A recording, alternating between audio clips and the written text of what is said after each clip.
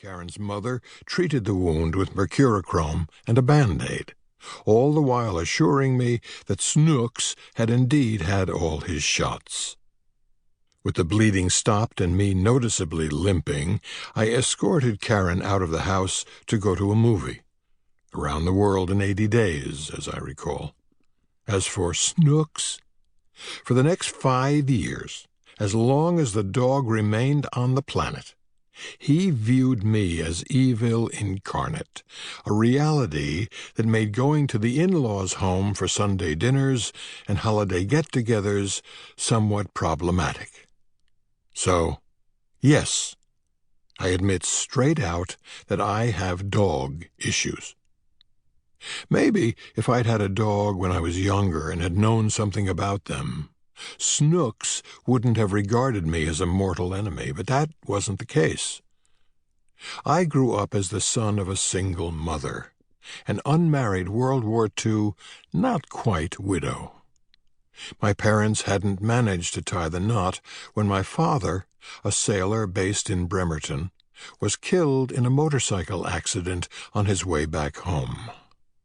My mother gave birth to me 8 months later, leaving her with all the responsibilities of wartime widowhood and none of the benefits. She raised me totally on her own, with no help either from her family or from my father's, by working as a seamstress. We lived in an apartment over a bakery in Seattle's Ballard neighborhood. The fact that we had no yard automatically precluded the idea of having a dog, nor could we have afforded one.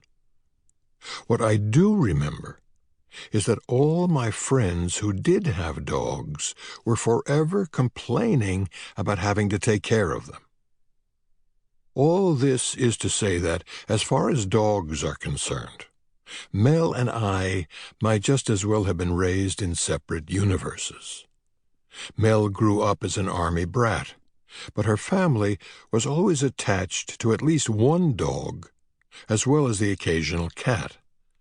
Whenever her father was posted overseas, whatever pets were then in residence were carted off to Mel's maternal grandparents' farm near Odessa, Missouri, where they remained for the duration.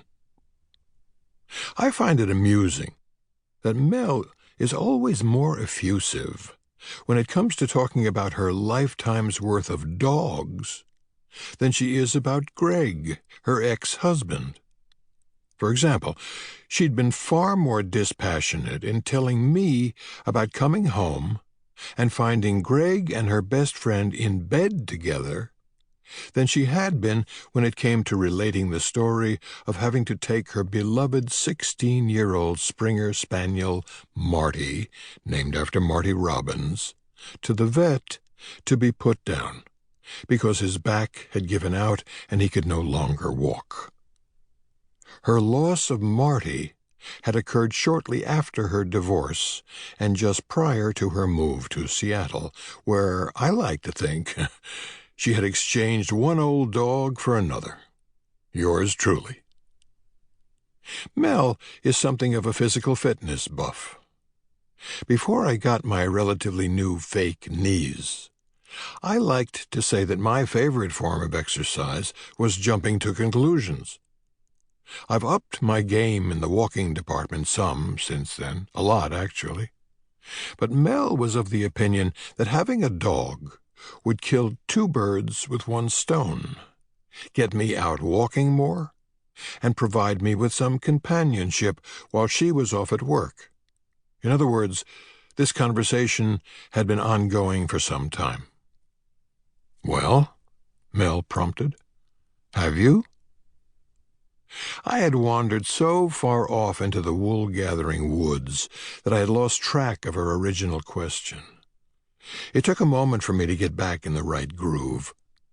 One thing I knew about any venture into dog ownership was that with Mel working long hours and with me performing house-husband duties, I would be the one looking after said dog.